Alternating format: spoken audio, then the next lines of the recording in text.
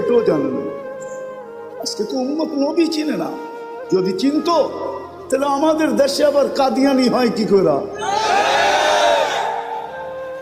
যেখানে মানুষ চিনে, আসল নকল চিনে, হ্যাঁ, যেই ব্যাংকে নকল টাকা চিনার মেশিন থাকে ওই ব্যাংকে কি নকল টাকা জমা দেওয়া যায় নাকি? ও তো মেশিনে চেক করে নিবে, ঠিক না? হ্যাঁ, খালি জমা দিতে গেলেই হবে, শুধু চেক করে টাকা ছিঁড়া ছেড়া দিবে না, বরং হাত করি লাগায়া জেলখানায় ঢুকায়া দিবে। তাই না? আমাদের দেশে কি করে হয় কাদিয়ানি? বুঝা গেল নবী চিনে না।